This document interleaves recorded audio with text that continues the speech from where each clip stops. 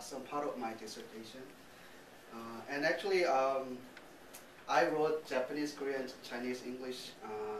I'll talk about Japanese, Korean, English quite a lot, but as for Chinese, I learned just first year Chinese 8 years ago, so I only remember some pronunciation and several greetings. So if you're here for Chinese stuff, you may be a little bit disappointed, but I'll do my best. This is actually one chapter of my dissertation, and last weekend on Friday I started to read my dissertation. Like since I came to Bellingham September in 2009, it was my first time to read it again, and to my surprise, I forgot a lot. But 3 to 4 days, I tried to my best to refresh, and let me start my presentation. Okay, the contents of this presentation is, first I'll introduce different description of one and the same event in Japanese, Korean, Chinese, and English. The sentence will be, he pounded the metal flat. And then I'll show you some psychological experiment which shows there's perceptual difference of one and the same scene between Japanese and Americans, which was done by some psychologists. And then I'll talk about the relation between how we view a scene and how we describe in language the relation. And then I'll introduce simplified extended semantic map model, which I suggested in my dissertation. And I'll talk about the core part of my dissertation. This may be a little bit difficult, which includes linguistic terminology. And mainly I'll talk about these two sentences, which was the starting point of my dissertation. In English, somehow this he was carving at the turkey is unacceptable, right? However, if you put away in between carving and at, the acceptability is increased. And as a non-native English speaker, this was a mystery. And is there anyone who can explain why? You? Well, I can explain why the second one we would say away at. It's intensity. You're adding intensity to the expression of carving the turkey. But why you have to use the word away with at, I can't explain. Maybe someone here can. Very good. And if you're a native English speaker, try to think about it, and let's compare your own answer and my answer at the end of this presentation. And yeah, how come this happened? And last, this is main argument of this presentation. Linguistic description of a scene reflects not the so-called objective external world, but a speaker's control of the word.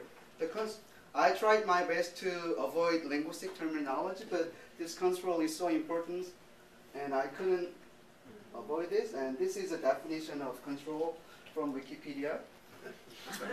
Control is a social psychological term that refers to the way in which people perceive, comprehend, and interpret the world around them. So basically, linguistic description of a scene reflects not objective external world, but subjective, speaker's subjective control of the word. That's the point of this presentation and my dissertation. And there are two goals of this presentation. First, I wanted to suggest a user-friendly linguistic model to predict what types of verbs can or cannot occur in a given construction, like interaction between carve or carve away construction and the verb add construction, how they interact each other. And this is the same examples. And second goal is how to apply this model to second language teaching and learning.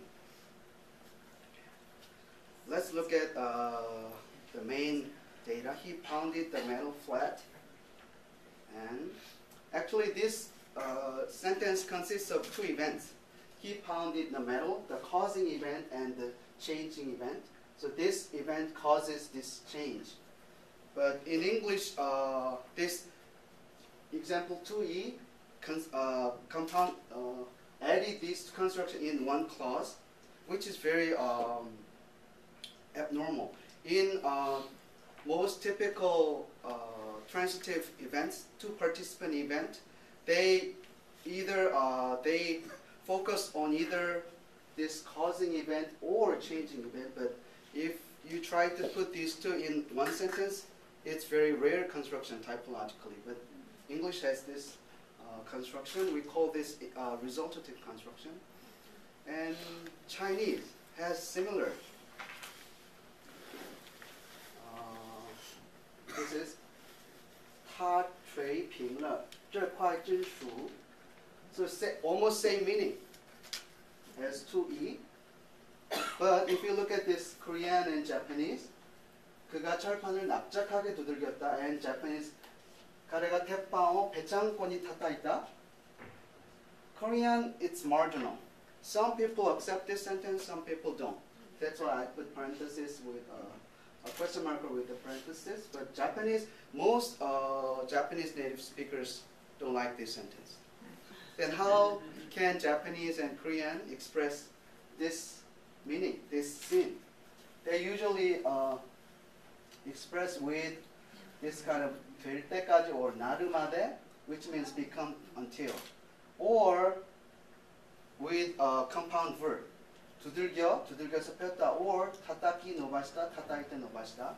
With these expression, they express the meaning of these. So this data shows the linguistic descriptions of the same event can be different in each language, depending on the person's, the native speaker's way of construe the word, the scene. If you have any questions, just hi. What is perf in 2C? Per? Perf? Perf. This is perfective, which means completed. Any other question? I keep saying hi or something like that. I teach Japanese.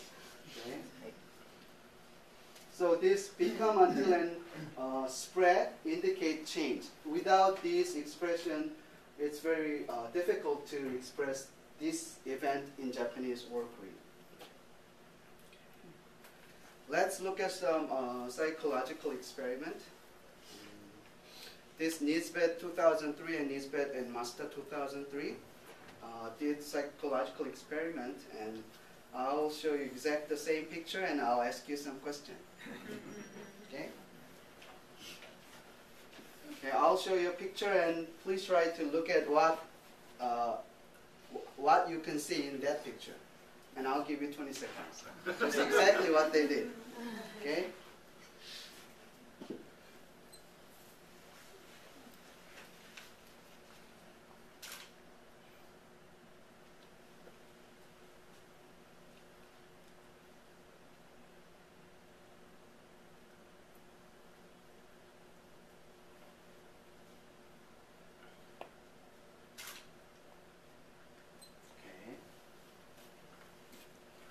I'll give you one more chance.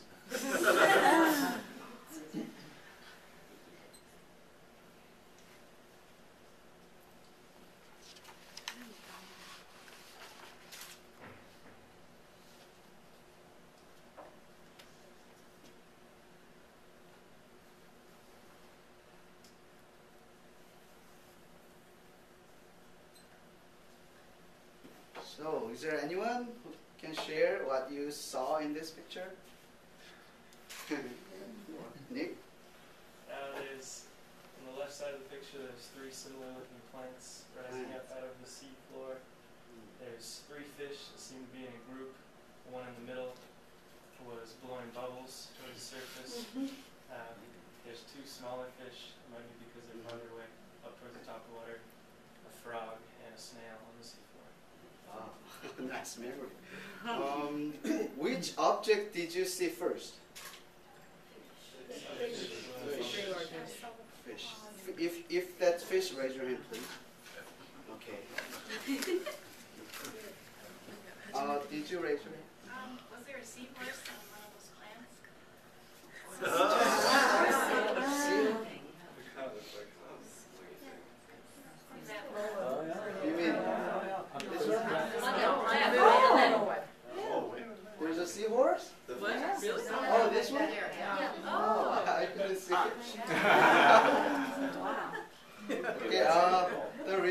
of this experiment, let's look at, this is done for Nagoya University, Japanese students in Nagoya University and American students in Michigan University. And this is from the Kishimoto 2007. It seems Asian looks at, actually Japanese, they're all Japanese. Japanese, look, this is eye tracking, the average eye tracking.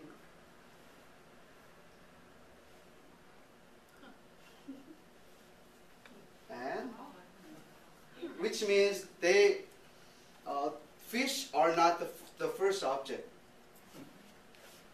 Westerners, Americans, fish. And both Americans and Japanese looked at this focal fish, but about more than 60% Japanese made reference to like background elements like water, bubbles, and this kind of plants. So this experiment also shows there's some perceptual difference when you look at, even if you look at the same one and the same scene. Is there any Asians who saw something background elements first? No? She was looking at the bubbles. Bubbles first? Yeah, I saw the bubbles first. You lived in Japan Yeah, I for was in Japan so long. 20 years. Okay, then let's move on to how we can relate this with linguistic knowledge, linguistics. Okay, Kishimoto 2007. She was one of my MA students when I taught in Kanazawa University. She analyzed this experiment like this. English is participants oriented language, prominent, and Japanese is setting oriented, setting prominent language. So this indicates participant and this indicates the bold circle indicates setting. So in English, since it is participation oriented language, the setting is not focused much. On the other hand, in Japanese, this setting is important in this language to describe a scene. This participant is not that focused. Let's look at some examples. In English, they say, "Where am I?" In Japanese, is there any Japanese students? Third year Japanese students? Where is this? Where? Here to where? In Japanese, how can you translate this into Japanese? ここはどこですか? ここはどこですか? ここはどこ? Here is where. There is no I here. And I is important in English, participant, but here, ここ, the place where the speaker is. This indicates also this feature. Let's look at, he came to me. 日本語で in Japanese.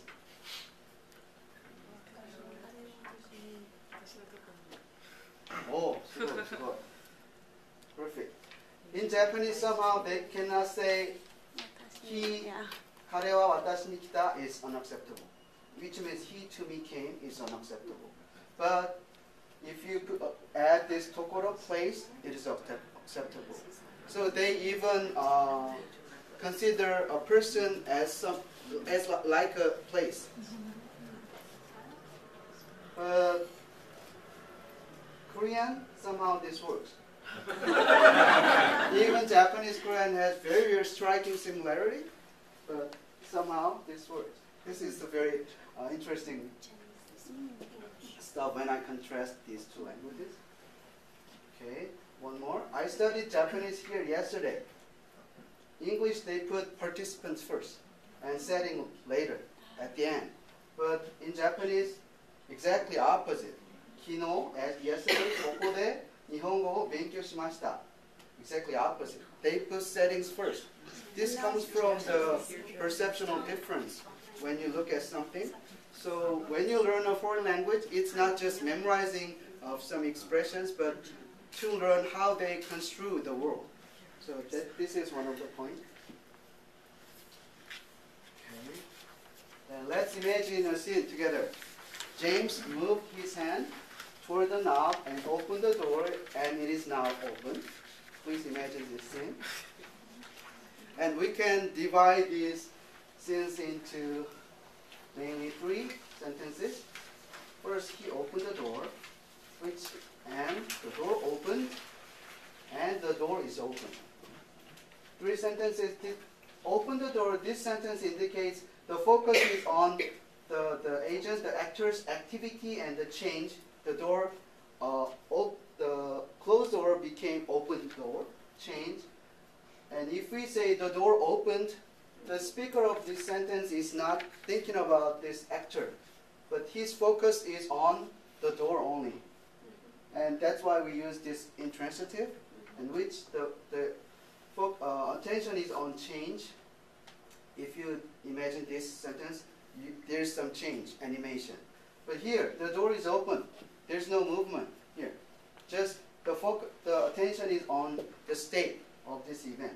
So this also indicates that human beings construe the world with their own attention, with their own way of construing the world. And typically, transitive events consist of this activity, change, and state. This is simplified version of my model, which I suggested in my dissertation. So this data shows the linguistic description of a scene does not reflect realities in the world, but a speaker's control of the world. Okay, let's look at. Okay, this is my son. And while I was making this scene, he was sleeping, so I used my hand. And here's this is a timeline, and this dot indicates participant. Here, James, door, and this is activity. He pushed his hand toward the knob, and the door changed it from closed to open, change, and now the door is open. So activity, change, state, 3 components. And so this is he opened the door. This double pointed arrow indicates the attention of a speaker. So when you say he opened the door, or in Japanese, James ga doa o aketa, the focus, the attention is on activity and change. And if you say the door opened, or in Japanese, doa ga aita, it indicates change, the movement of location here. And the door is open, just state, doa ga aiteiru. Japanese use this intransitive teiru form. And with this figure, we can explain Japanese doa ga akete aru. This akeru is transitive. Akeru, to open something. But somehow with this te aru construction, the akete aru becomes intransitive. This is very difficult to learn. And the focus of attention is, the speaker's focus of attention is the current state with this sentence. So in that sense, this aiteiru and aketearu is similar. But the difference is when Japanese say this tearu construction, the speaker is thinking about previous action. So this previous action is implied in the person's mind. Similarly, Japanese has this te oku expression, which means do something for future use. And here, this meaning and this meaning is quite similar semantically, but the difference is te oku expression, the attention is on this activity and change. But this tearu, the focus of attention is on this door, the state. That's the big difference between these 2 constructions. Do you have any question? Okay. Now let's talk about some core part of my dissertation.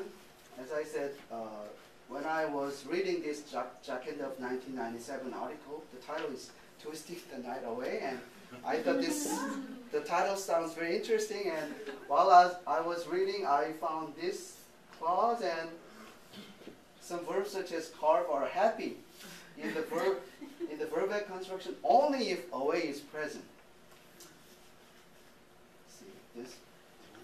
When I was reading this, I had been learning English more than 20 years as a non-native English speaker, and my English is not that good, but I thought I have some intuition about English, but when I read this, I had no idea at all.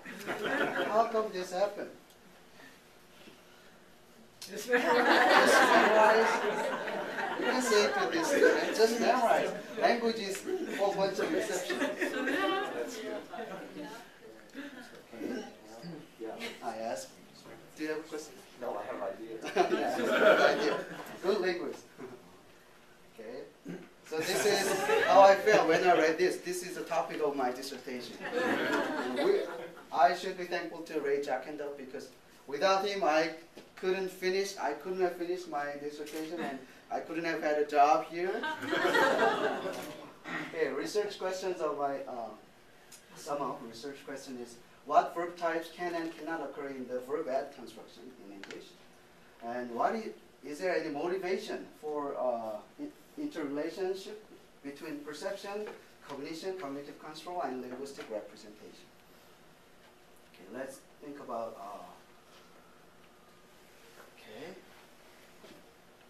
To explain the interrelation between these three, I divided perception, cognition, and linguistic representation, 3 steps. And let's imagine situation. A boy swung a bat several times, finally hit a vase, and the vase broke. Please think about this scene. And if your attention is on just boy's action, a boy can be construed as agent, actor, a factor. And the focus, the attention is on his activity only.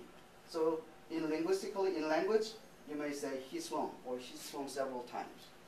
But if you look at this boy and the hitting event with focus, if your focus is on boy and a vase in hitting event, it is construed in your brain. A boy is construed as agent, a factor, and this vase in hitting event is location. Let me explain the difference between this location and theme. Usually an object, syntactically an object is considered as location or theme, which corresponds nearly non-change of state or versus change of state. Let's look at some example. Can you say this? I don't want to buy it because it was hit. No. If you hit, there's nothing left, right? There's no resultant state. So this indicates the object of hit indicates non-change of state. However, if I don't want to buy it because it was broken, this is perfect. And this indicates the object of break indicate change of state. That's what I meant by this location and theme here. So in hitting event, this vase is construed as location, and the speaker's attention is activity. But if the speaker's attention is on agent, a boy, and theme, in breaking event, the focus shifts from activity to change, and the speaker will say he broke the vase. Lastly, if the speaker's attention is on only theme, not the person, the affector, and he will say the vase is broken and only state is focus. Did you understand? Are you following me? Then I was trying to think about how to visualize various construction within a language or across languages. That's my issue since I studied linguistics. And in my previous studies, I argued that situation consists of participants and relations among the participants. This participant is spatial factor and relations is temporal factor. So I think situation consists of this space and time. And this extended semantic model incorporates 2 important cognitive linguistic theory. First one is construction grammar, and second is cognitive attentional system. Okay, construction grammar. according to construction grammar approach, the definition of construction is any grammatical structure indicating form and meaning. So morpheme, word, phrases, clause, sentence, they can all be construction. And the most important argument of this approach is construction itself has its own independent meaning, independent of the words in it. Some of you are smiling. Let's think about some example. He hit out with that stick. Can you feel any wild and uncontrolled activity in this scene? Hit out? Where does this meaning comes? It's from hit or out? I don't think so. Okay, another example. This is a potential time bomb ticking away at the fabric of society. This is from British National Corpus. And this tick, it is usually intransitive verb. But how can this tick can be used in this transitive to participant event? And one more example. 도어가 아케테아르, which is the door has been opened by someone. This is implied. If you're a native Japanese speaker, did you feel this te aru construction can be used only for beneficial meaning? Like, if you came home late, like 12 midnight, and you were worried how to open the front door, and you looked at the front door is open, and you can say this, 도어가 아케테아르. Maybe my mother have left it open. I'm very thankful to my mom. This te aru construction is used in that situation, but when you come back home like at 6 o'clock in the evening and you saw the front door is open and you thought a thief may have been in my house. Can you say this? あ、ドアが開けてある。泥棒が入ってたかもしれない。Can you? No? Yeah. So this kind of beneficial meaning doesn't come from akeru or any components. So this is why I like this construction grammar approach. Okay. And let's talk about so I argue that this verb add construction itself has its own meaning, independent of the meaning, the verbal meaning here. And I think the meaning is X directs force at Y volitionally, while defocusing Y's change. He hit at the crazy dog. It's not a good example. But if you insert it here like nonce verb, like mopped, he mopped at the crazy dog. What can you imagine? Do you imagine any action directing force at Y? No? Okay. If yes, that means this construction has its own meaning, independent of verbal meaning. Let's think about this verb away at construction. This is X directs force A at Y persistently, persistence, while defocusing Y's chin. He hit away at the crazy dog. Again, you can say he mopped away at the crazy dog. You may imagine something. Okay.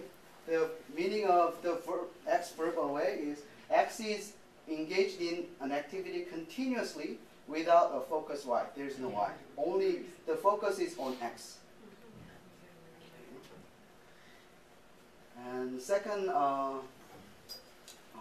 grammar which I used for my model is Attentional system by Tommy 2000. He divided attention into focus of attention and windowing of attention. Focus of attention is usually on participants. As I said, situation consists of participants and relations among participants. So this focus of attention is related with participant, and this is basically related with perceptual prominence. So this is basically speaker's natural reaction to some external object. And I divided four categories: an agent, agent lock, location, agent theme, and theme. This is like he swung, and he hit the vase. He broke the vase. The vase is broken. 4 types. And this is y-axis of my extended semantic map model. And windowing is like the framing of a picture. When you take a picture, this is sort of window. Which relation should I focus on? This is that's why he used this windowing of attention, and it's about relations, temporal factor. And this is about cognitive prominence. So even like a boy broke the vase, if the speaker is the owner of vase, his main focus is not on the boy, but his face, which may be very, very expensive. Then he may say the vase is broken instead of a boy broke my vase. That's what I meant by cognitive prominence. And this is, and I divided into 5 relations, and I simplified activity, change, and state, but in my dissertation I inserted volition and energy or force transfer between these 2 participants. And this is x-axis of my extended semantic map model. And typical 2-participant event is either activity windowing or change windowing typologically.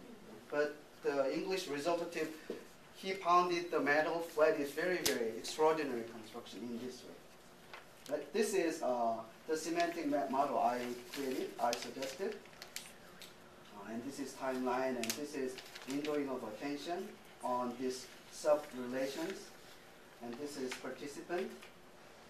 So these are syntactically represented as subject, and this location theme is represented as object.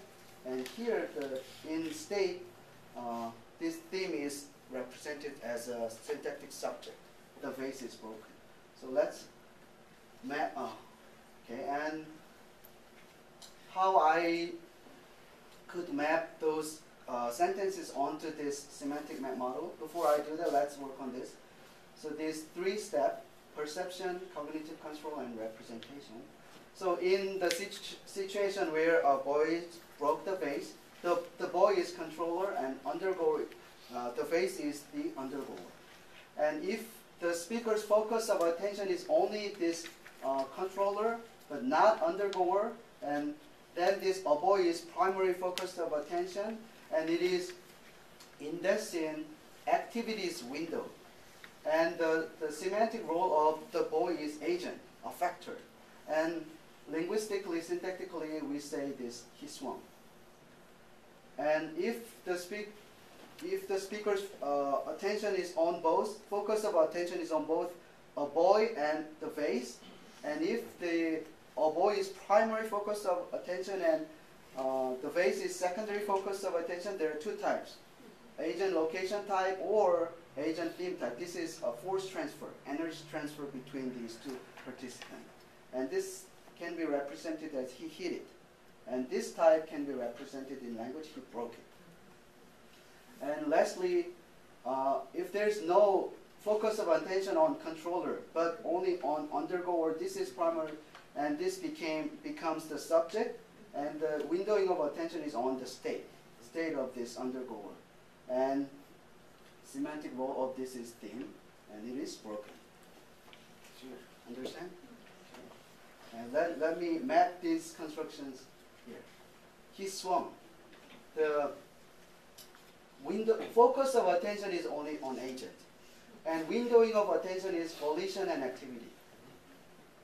Second, he hit it. Focus of attention is both. This is primary focus of attention, and this is secondary focus of attention. And windowing of attention is activity and transfer. Okay, next. He broke it. The focus of attention is agent, first focus, primary, and secondary focus of attention. And the windowing of attention is on force transfer and change. The reason why this event doesn't go this way is you can break something by various activities, right? By throwing a stone or by shooting or anything. So this breaking sentence doesn't indicate the activity. The windowing is not on this activity in breaking event. the activity is not windowed in breaking event. That's why it just has this windowing of attention, this region, and it broke. The primary focus of attention is them, it, and there is no secondary focus of attention, and the windowing of attention is change. And it is broken, same thing. This is primary focus of attention, and the windowing of attention is state. Did you understand this extended model? And I collected data from British National Corpus for verb add construction, verb away add, and verb away construction. And this is the example, the number of examples, and this is verbal types. So if you look at this, verb away add is most productive construction.